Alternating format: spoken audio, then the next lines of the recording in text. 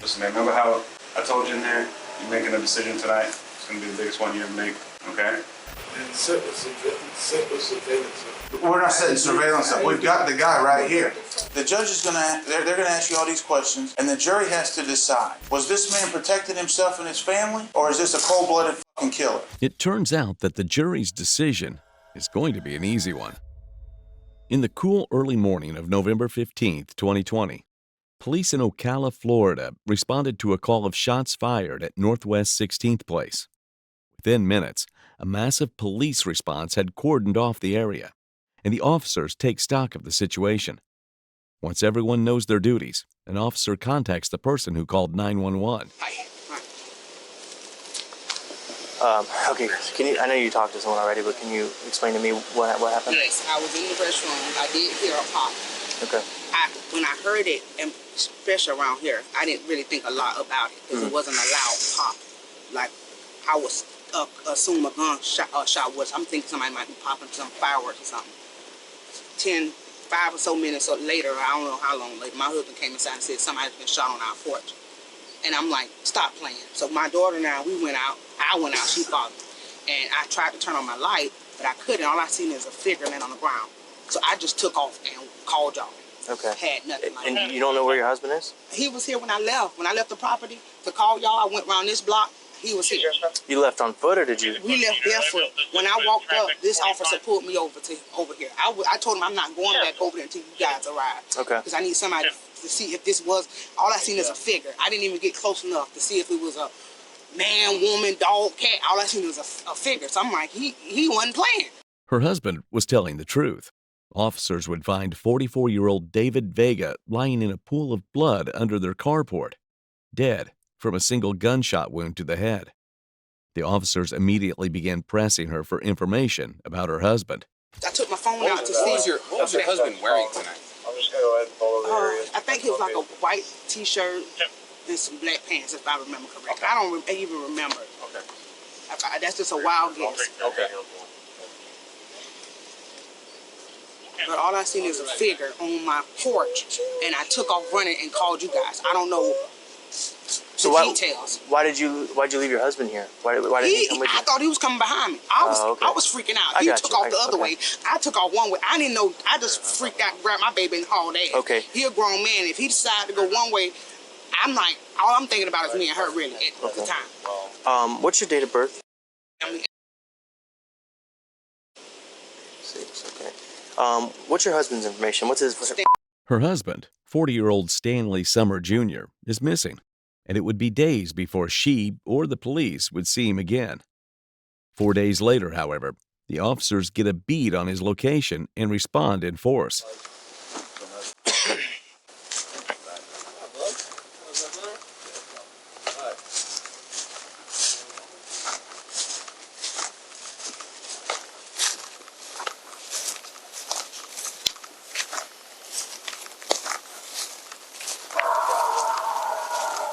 Again. There's male black in there? In the shed? Walking this way in the house. After a 10-minute long standoff, the officers make entry. The following footage has been redacted by OPD. You alright? I'll make sure you... See, I knew you probably fell down and hurt yourself.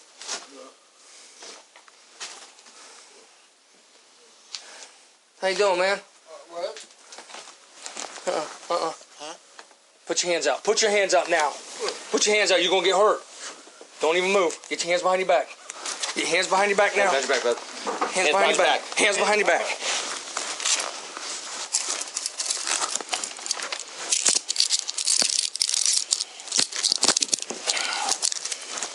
After he is taken into custody, Stanley is taken to the OCP's headquarters, where detectives begin a truly bizarre interrogation.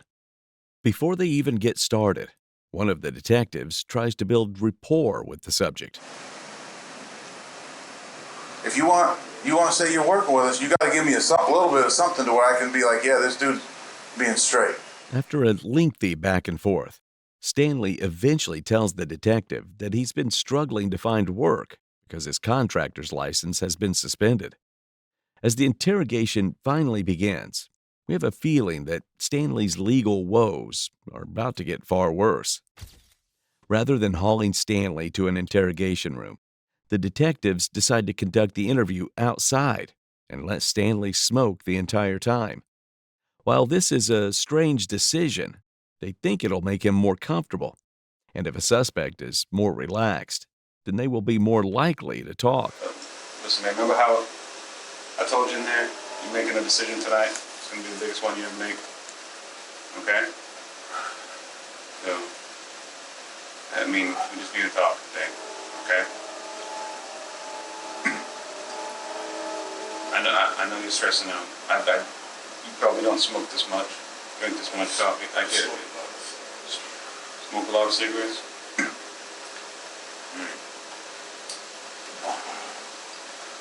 I tell you what you can do though, I go home and you can surveillance around my house and shit. You go home? Anything that happens, you know? You go home what? I mean, if you take me home, you can surveillance around the house and shit. Yeah. Unfortunately, the officers won't be taking Stanley up on his generous offer. Instead, they'll quickly turn up the heat. I can do surveillance around your house? Yeah, just waiting till any strange calls, anything come around, you know what I mean? Why would strange cars come around your house? I don't know, I'm just trying to help you figure it out, man, I promise you. I don't think you understand. We got the surveillance from around your house. I know, but I'm just We've trying got, to help you figure it out. listen. Stanley's home had a state-of-the-art security system, a fact that the officers knew long before this conversation took place. And then also, there's cameras in this house. They functional? They work? Yeah, and no. I mean, Do they record? it records it and deletes it. How long does it retain video? How long does it keep it, you know? I really don't. My husband has all that stuff. You know where it records it to? Is it like on the web, or is it recorded to a hard drive in the house and save it on a hard drive? No, if I'm not mistaken, it records it to his phone. Keep this context in mind as the interrogation continues. We've got the cameras from around your house. So we know everything that's going on around your house. I'm just trying to help you figure it out, bro. I don't know. We figured it out. Yeah. Here's the thing. Okay? I can prove you own a gun. Okay? I can prove you were at your house. I can prove you shot. Okay? Listen. Listen to what he's saying. Okay? Now there's two things in this world. Okay? I need to know. You know, man, Just, you hey. made me out of Well, Listen. you know, Trisha. I need to I'm know. trying to help y'all. Stanley. Y'all trying to make me out of the person. Stanley, person. I need to know if you made a mistake. Because in the South, people make mistakes, Stanley. I know you're a decent dude, okay? I need to know that. Or I need to know if I'm dealing with some psychopath that just likes shooting people. That's what I'm trying to. That's why I say I can play it off and be around the house, and you know y'all can surveillance this tomorrow. I don't need that, Stanley. I don't know, bro. I'm trying to help y'all. Listen up, okay? We your cameras that you got right there, we can say with certainty that you and him were the only people in the carport. He's walked into the carport on your camera, and then you walk into the carport. Okay? Is that true or false? You were both standing in the carport. You say you want to help us. Tell us the truth. True or false? Were you and him standing in the carport at some point?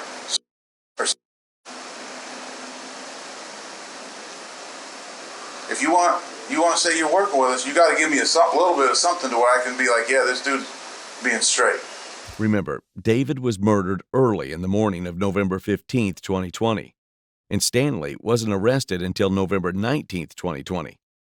So the detectives have had 4 days to pore over the security camera footage. Interestingly, Stanley doesn't respond when everything is laid out for him. So the officers approach the situation from a different, more personal angle. Here's the thing, okay? Like I explained to you, I laid all my cards out on the table. I told you everything. I told you what I could prove. I told you what I know, okay? Doesn't look good for you.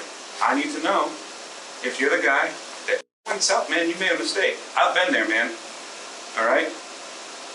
But when things go to rest, listen, when things go to rest and you're up against the judge, I don't know, it ain't gonna work.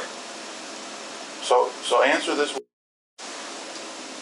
Were you and him standing in the carport. I'm telling you, I saw it on the video. Just show me that you're being straight.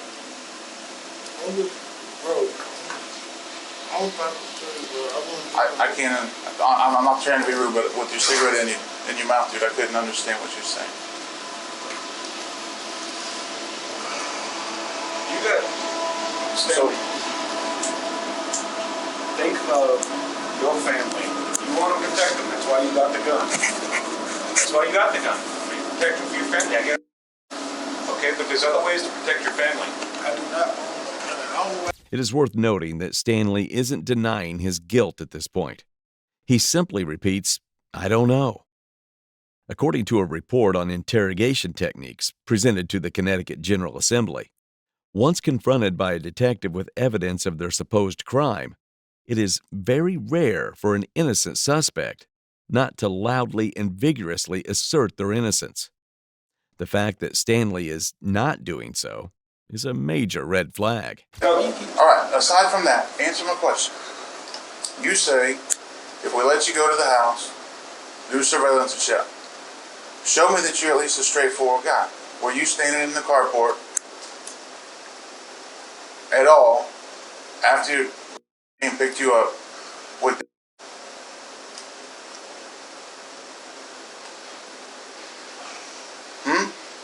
All they're going to tell you is, that's all you got to do is surveillance. No, you're not listening. Refusing to answer the most basic questions that investigators already know the answer to is not a great way to build trust. It's difficult to say exactly why Stanley is stuck in a verbal loop of denial, but he may be simply unable to wrap his head around the consequences of his actions. Or it may be a coping mechanism of sorts. Hey, listen. You know, I'm sorry. Just trust me. Just surveillance the house. You be around. We can't trust you if you haven't shown us that you're being honest. If you want me to look at me, hey. You know, and I'll just like that a little bit. You just surveillance the house, man. You just look at me. I promise you, man. Hey, look me in the eye. I don't know, man. I promise you. That's the best I can tell you, man. Just believe me and just. Stanley, you can't do a simple thing like look him in the eye. You have to prove to us that you're trustworthy for us to trust you. I promise you, trust me. No, you have to prove that. Okay, you don't know me from right? So if you see me walking down the road, I'm going to have to earn your trust. So earn my trust. Simple question. At any point Sunday after we picked you up, did you stand in the carport with I just ask you to trust me. No, we don't. You can't just ask. I'm telling you, I really don't. You can't trust a man that won't answer a question. I really don't know what's going on, man. I just told you what's going on. Even though the detectives already know what happened, they still want Stanley to cooperate to see if there's more at play than the footage shows them. So they decide to play along. For now. Surveillance the house. What am I looking for? I don't know. I don't. Why would you say that? Why would you say surveillance the That's what house? I'm trying to figure out, bro. I swear I'm trying to figure out. Do you think somebody's following you? What do you mean? I don't know. I'm trying to figure it out. I promise you, man. I don't. Because every time I've rolled up on a scene and there's a body who's been shot, people don't say surveillance the house.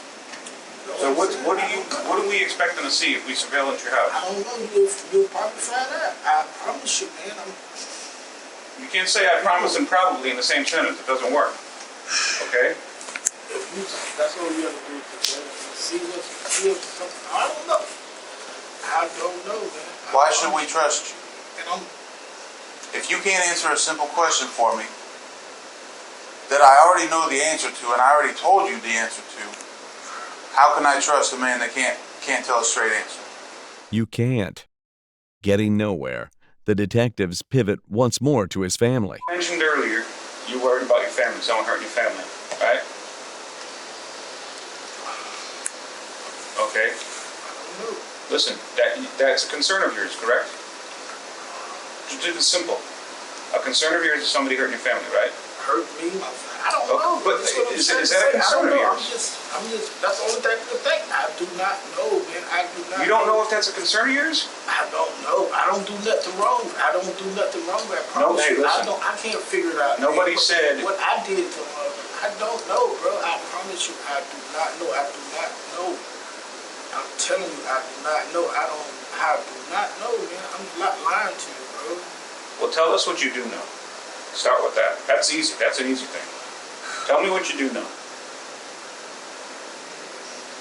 That's it. I'm just asking. Tell me what you know. I don't know.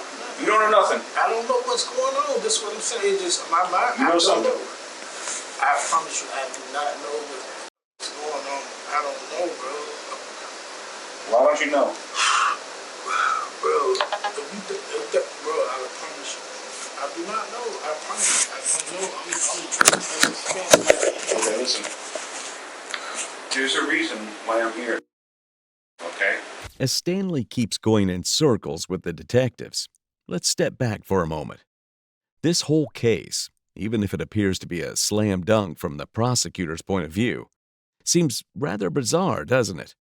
A married man with multiple young children at home and a seemingly good career inexplicably shoots a man, who he later calls his friend, in the head under his carport, goes back into the house, mutters to his wife that someone got shot on her front porch, and decides to walk away before the police, who he has to know are on the way, arrive on the scene.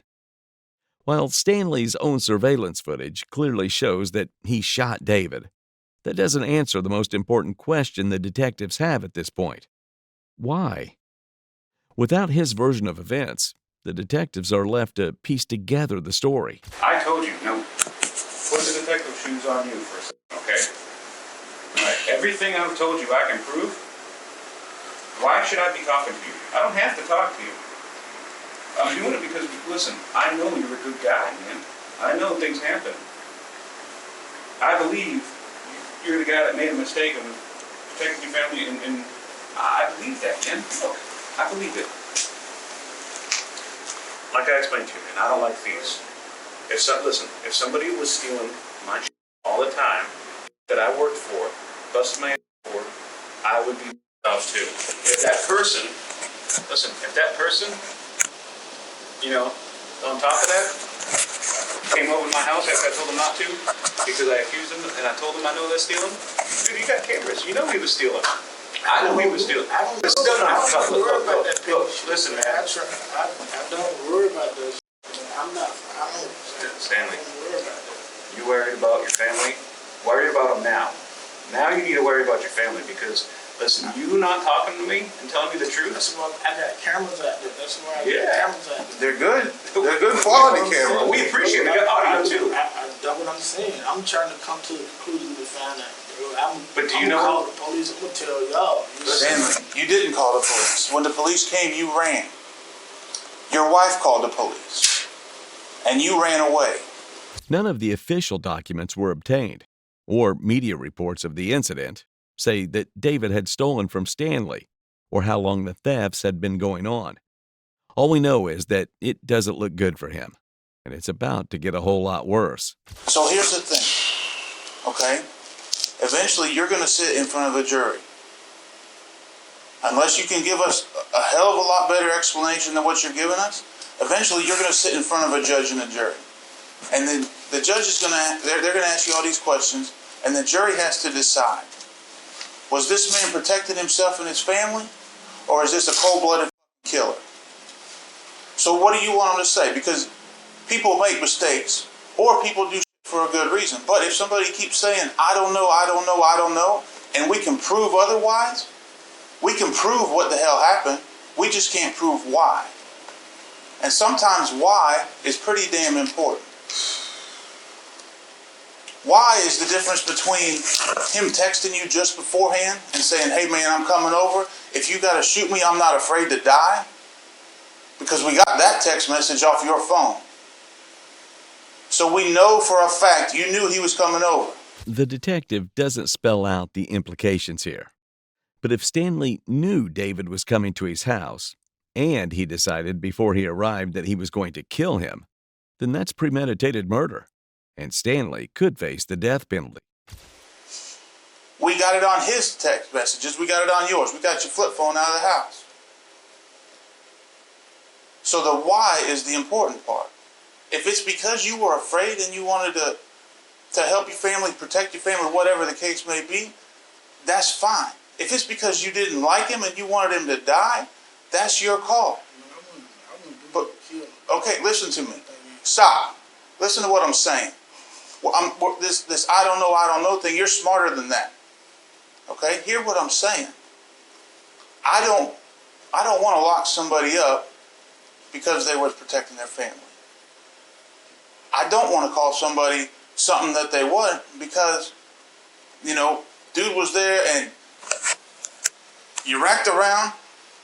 We know because the damn round fell out on the ground. So we got that with your DNA on it, by the way.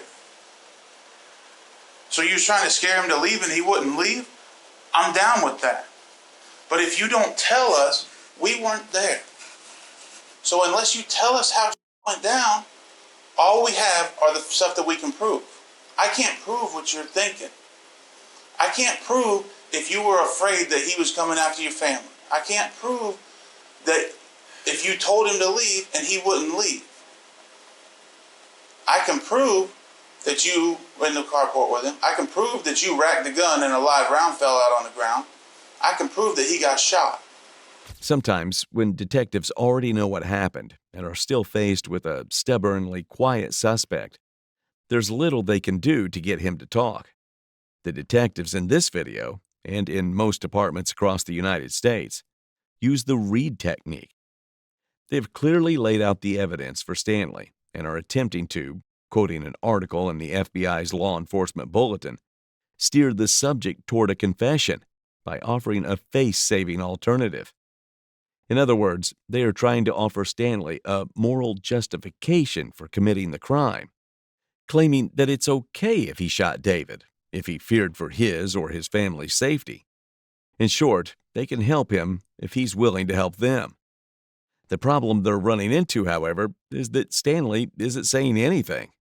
A good interrogator will say as little as possible and let the suspect guide the interrogation.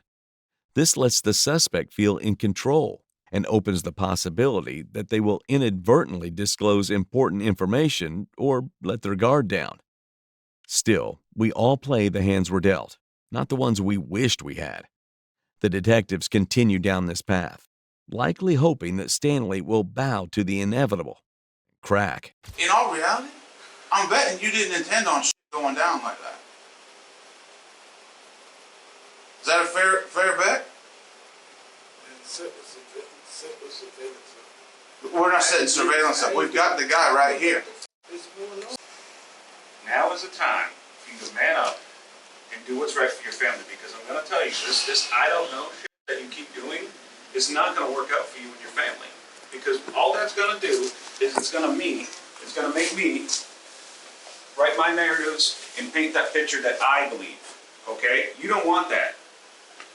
Okay? Because what it looks like in my eyes is you tied to this guy stealing your shit. You argued over a four-wheeler, and you knew he was coming over, so you went and grabbed your gun in your closet, and you racked around and you shot him because you were tired of him stealing from you, and no one's going to do that. That's what I see. And then when I put you in jail and you go in front of a judge, and then the judge is going to have it all in paper, and you're going to go, I don't know. The judge is going to say, well, I know, just like Detective Coughlin knew. That's what's going to happen. And then they're going to say, when you get there, then you're going to try to give your side up. You try to give the explanation. They're going to say, well, why didn't you tell the detective that? You ran. You hid out in the house. It's everything that you've done is easy on me. Okay? So the decision that you make, it's the decision of your life. Because if he paints the picture that he just said, you're a murderer. You're going to prison for the rest of your life. But you can always tell what happened. There's shit that we don't know. I mean, the audio on your cameras is pretty damn good. Good enough to where we can hear y'all, we can hear you yelling, we can hear you rack the damn gun.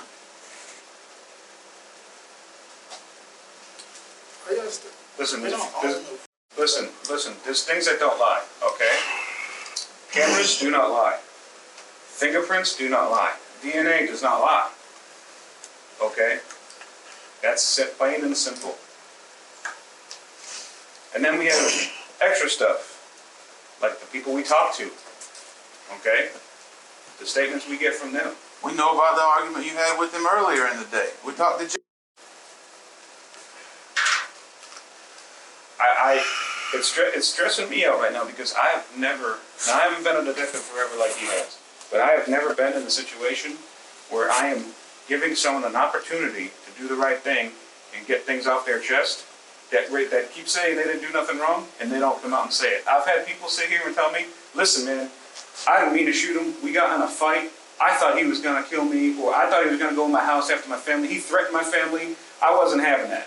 I didn't mean it to go down like this. I got scared, took off. You're not giving us that. You're not giving us the, hey man, I told him to stay away. He said, I'm coming over there. I don't care if you got to shoot me. Well, he wrote his own narrative. You're not telling me that. So you got to give us something, dude. Even staring down the prospect of life in prison, Stanley doesn't budge. He simply keeps puffing on his cigarette. I know, man. Biggest decision in your life. I just hope you do the right thing and make that decision. For you. For your kids. Because at the end of the day, when I close this thing all up and hand it to the judge in a bow, I'll know I did the right thing. Okay? What do you want the jury to look at? What do you want them to think? Do you want them to think that you're a cold-blooded killer? Or do you want them to think something else? At this point in the interrogation, it's strange that the detectives don't take Stanley's pack of cigarettes or coffee cup. While the strategy may have made sense at the beginning, by this point, Stanley is relying on them, especially the cigarettes, as a coping mechanism. The detectives are well within their rights to do so, and it would help them establish dominance over Stanley. At any rate, the detectives keep doing the only thing they can, ratcheting up the pressure.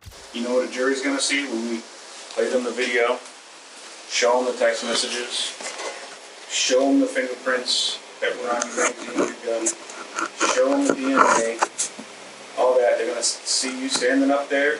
They're going to see you with your teardrops on your eyes, and they're going to say, oh, this guy's used to killing people.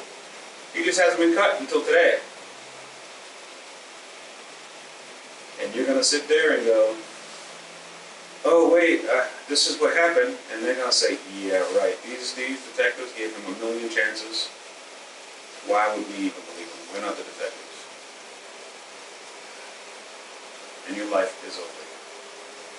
You are young. You won't see your daughter graduate, get married, none of that stuff. Your wife, you ain't gonna help her out by any. I'm sure she's gonna need help, bills, all that. That's gonna be gone. You're gonna destroy your family. And I don't know how you could. I could see you living with yourself of shooting your friend. I get that, but I don't know how you're gonna be doing that. What you doing with your family? I don't get that. All right, man. Cool.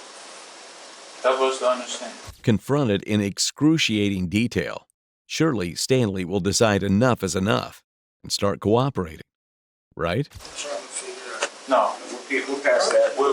I explained to you. We figured it out. We figured it out. It was nice of y'all to have cameras to help us figure it out.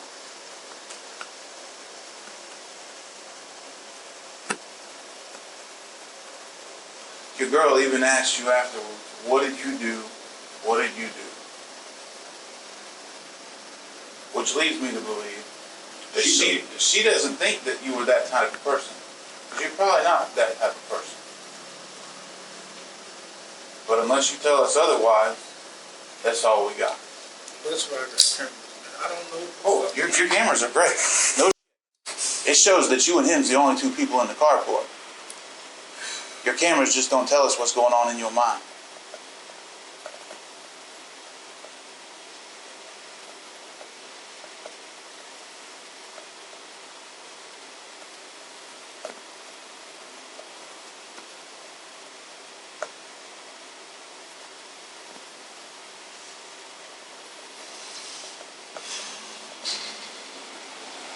No dice, No matter what the officers say, no matter how they phrase it, Stanley barely reacts, and he doesn't speak a word.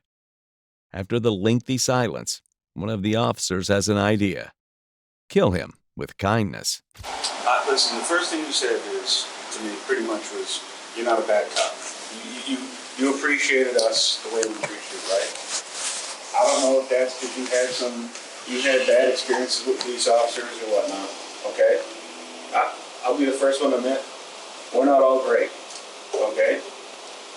But I can promise you how this agency works, how him and I work, is we just want to do the job the best that we can, okay? And make people have a fair chance at everything. That's what we do. If this was another agency, they probably wouldn't even have you out here. They definitely won't be giving you coffee and cigarettes and all that. Water. Okay? If this was anyone else, they would have probably just got a warrant for you. Okay? But that's not what we do. Alright? You're a human being. Okay? I personally don't think you're a murderer. I don't. I think you were just tired, and you were in fear that this guy was gonna cause more problems for you. He's already stealing from you. But you know, at the end of the day, the jury doesn't give a shit what we think. They care about the facts. So our opinion doesn't count for crap. And the only thing we have is our opinion. It's kind of swaying the other way because you're not even giving us nothing. I find it, I'll let y'all know. No, we know. And we've told you. We just don't know why. So you can't play this, I don't know, I'll figure it out. That ain't going nowhere with us, dude. Because we know you're smart enough to understand what's going on. You fit right now, I get it, you feel like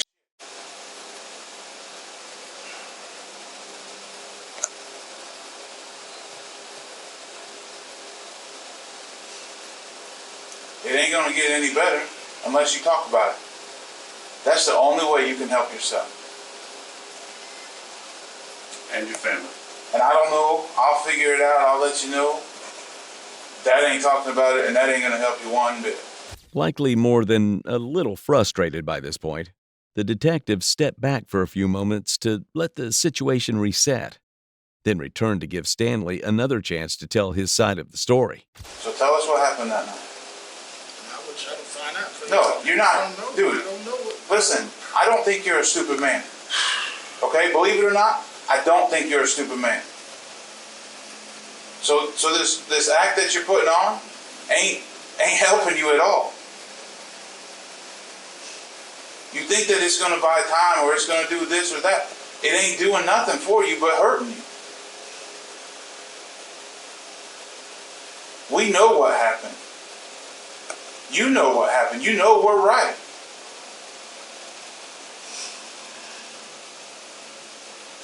Help us to understand why it happened. That's the important part. That's the difference between you go, whatever, or you get sentenced to life for prison. Or worse. It looks like Stanley won't be taking him up on his offer. Those £1 million won't be going anywhere anytime soon. You have a little girl that saw what you did. She actually walked out and said, "Oh no." It's on camera. Wouldn't it be nice for her to grow up and know that her dad will do anything to protect her, and even when she got dead? Or that her dad's in prison and she remembers the day that she walked out there and saw the guy her dad murdered right in her driveway. You get to pick what people remember. What's happened's happened. Now you got to pick how people remember it. Do they know what you were thinking, or do they not?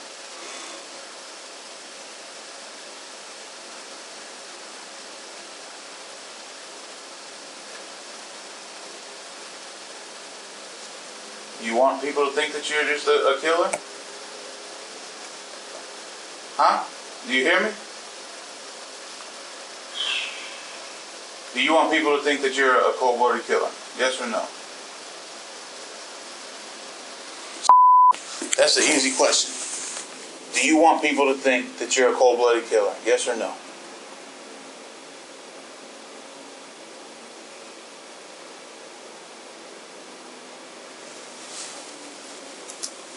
Like I said, you got 1 million pounds on your shoulders right now.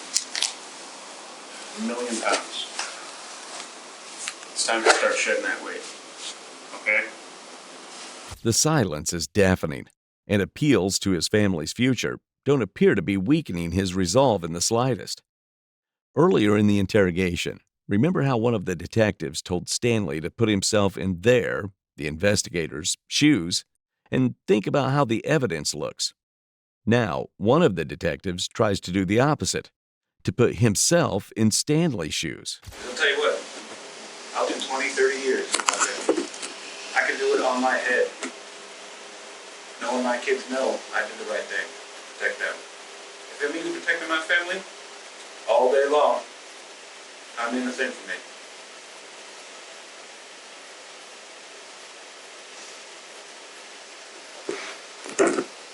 But they're not even going to believe you if you tell them that to do that. They're not going to trust you. There's no, while you're in jail and prison, there's no, hey, well, let me tell you why I did it. There's no.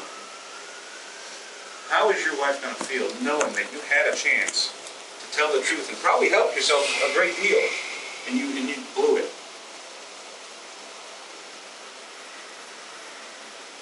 Your daughter's going to grow up knowing that her dad probably could be home, and you blew it.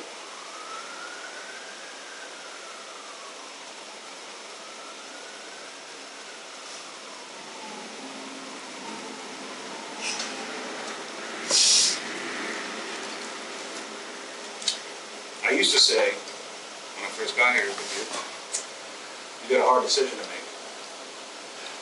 But in reality, it's not that hard. It's really not. It's quite simple. Either you're a good guy that's protecting your family that you love, or you're a cold-blooded killer. By this point, it should be clear which of these Stanley is. Still, his resolve holds. Facing a veritable brick wall, the lead detective gives Stanley one last chance to tell them his side of what happened. I've been doing this for a minute. I arrested 12 different people for murder.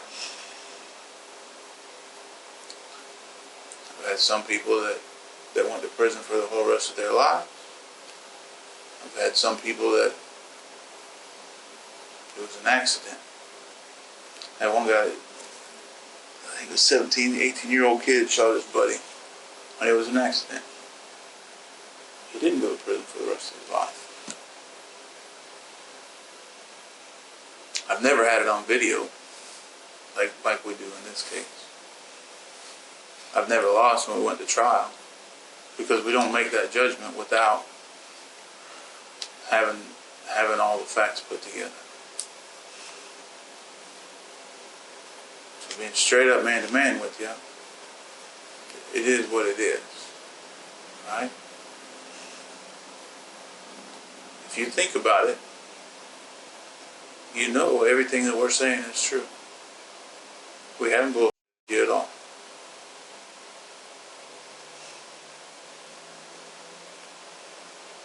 But you can't be that guy that made a mistake if you're not willing to tell us you made a mistake.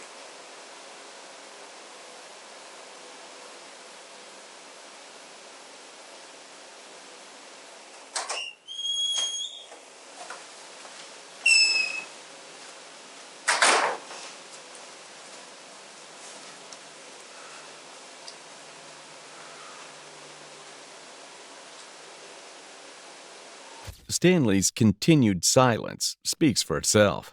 You find the truth out. Hey, I make you a promise. Look at me. I make you a promise. If we arrested the wrong guy, I'll personally apologize to you. Personally, I will walk in and tell you, man, I am so sorry. I'm so sorry that we know that we were able to prove you were in the carport with I'm so sorry that your DNA was on the spent bullet, or on the live bullet that you racked out of the gun and was on the ground. I'm so sorry that we found a Ruger box in your bedroom and it had an extra magazine on it with your thumbprint on it. Your left thumbprint, if you want to be exact. I'll tell you, I am so sorry that I know for a fact, and I was able to prove you and him were the only people in there. I also tell you, I'm sorry that I was able to prove you had a text message before he came over saying, hey, I'm coming over about all this. Alright, is that a fair deal? If somehow or other it's proved that you were innocent and we looked at you for no reason, I'll tell you, I'm sorry. But being smart enough, think about all I just said. You think there's ever any chance in hell somebody's going to say that we're not right? Except for a dejected sigh, Stanley stays quiet, and the detectives decide to end the interrogation. Before they do, however, Stanley tries to take advantage of their kindness one last time. No, we're going inside. Don't light that up. Don't light that up. No. We're done. Hey, we've been nice. Let's go inside.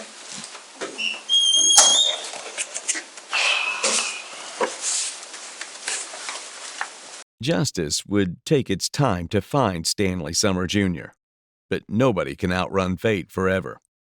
On May 9th, 2025, jurors quickly found him guilty of first-degree premeditated murder and recommended a sentence of life in prison. Stanley never attempted to explain or rationalize his actions, ultimately proving the detective correct. It seems he is nothing more than a cold-blooded killer.